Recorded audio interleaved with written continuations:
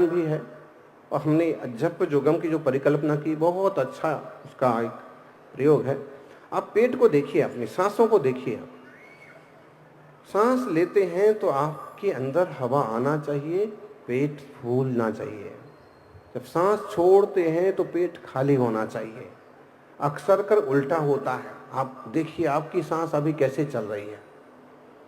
जब आप सांस लेते हैं तो पेट पिचकता है, उल्टा होता है कि ये चीज भरी जाएगी तो पेट फूलना चाहिए ना। छोटे बच्चे को देखो, सांस लेता है तो पेट ऐसे फूलता है, सांस छोड़ता है तो पेट अंदर जाता है। बड़े आदमियों को देखो, उनकी सांस उल्टी चलती है। क्या है, उनको ख्याल ही नहीं है सांस चल रही है कि नहीं चल रही। दो भाई थे, बड़ा भाई मर गया, छोटा जोर जोर से रो रहा था। लोग उसके पास पहुंचे, क्या हुआ, क्यों भाई मर गया? कैसे मर गया? बोले शायद भूलने की बीमारी थी, सांस लेना भूल गया। सांस लेना हम भूल भी जाएं तो भी सांस चलती रहती है, लेकिन चल कैसी रही है इसका तो आपको ध्यान होना चाहिए। आपका प्राण है, इसके बिना जी नहीं सकते। सांस लो, जानबूझ के लो कि हाँ आई सांस, जानबूझ के धीरे धीरे छोड़ो। इसके साथ कल्पना करो, बहुत ही सुंदर गुण, बहुत शक्तियां आती हुई सांस के साथ अंदर आ रही हैं। ऑक्सीजन से बड़ी कोई शक्ति है? सभापति महोदय, एक एक सिलेंडर 5-5 लाख का बिका, एक एक इंजेक्शन 7-7 लाख का बिका। आपने बेचा है, किसी ने, ऐसा हम नहीं कह रहे, लेकिन आपत्तियां ऐसी आती हैं कि इंसान को सांसें खरीदना पड़ती हैं। ऑक्सीजन मुफ्त में मिल रही है पेड़ों से। पेड़ों की सुरक्षा करो। पेड़ है तो इंसान है, पेड़ नहीं है तो इंसान नहीं है।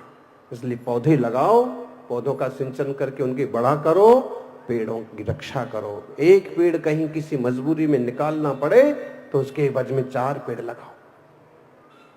लगना चाहिए और बड़े होना चाहिए। और एक बात कहेंगे खासकर, शांतिलाल जी बता रहे थे, अब देखिए जानवर, बाघ, जब जयपुर चतुर्मास था उस समय कहां तक बाघ आ गया। गांधीनगर चतुर्मास था, सचिवालय में बाघ आ गया, सचिवालय में, विधानसभा में।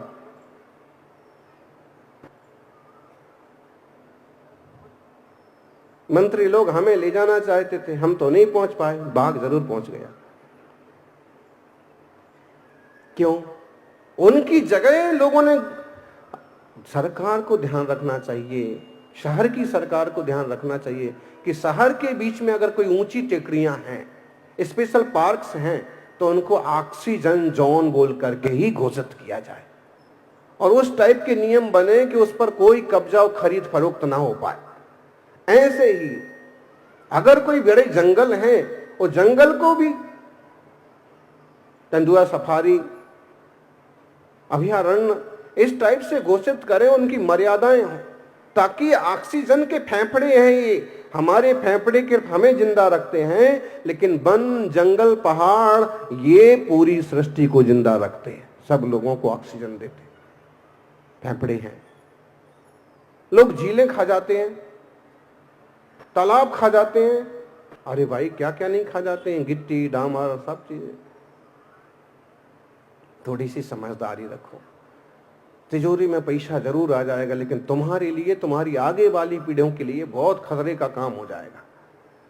इसलिए प्रकृति जैसे चलती है, हमें प्रकृति के अनुकूल चलना चाहिए। पेड़ पौधे मुस्कुराते हैं, आपको देख करके आपकी गाय रवाने लगती है, आपको देख करके आपका कुत्ता पूंछ हिलाने लगता है।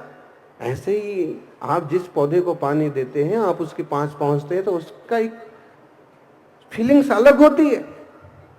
आप देखिए, करके देखिए। प्यार से खेती भी की जाए, पौधों को पानी और समय पर खाद दिया जाए तो वो भी दुगनी फसल देते हैं। उनमें भी चेतना है। सौभाग्यशाली हो। योग का मतलब है अपने आप से जुड़ना, योग का मतलब है परमात्मा से जुड़ना। योगी स्वरान जिनान सर्वान योग निर्धूत कलमसान योगैस्त्रिविरहम बंधे योग स्कंध प्रतिष्ठितान। 1500 साल पहले का ये श्लोक है, पूज्यपाद स्वामी ने लिखा। वो कहते हैं सच्चे योगी तो वो हैं जो हर हाल में अपने आप में अपने से जुड़े हैं।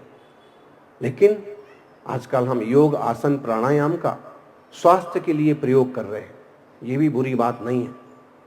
बिस्तर में पड़े रहने से अच्छा है ब्रह्म मुहूर्त में उठो।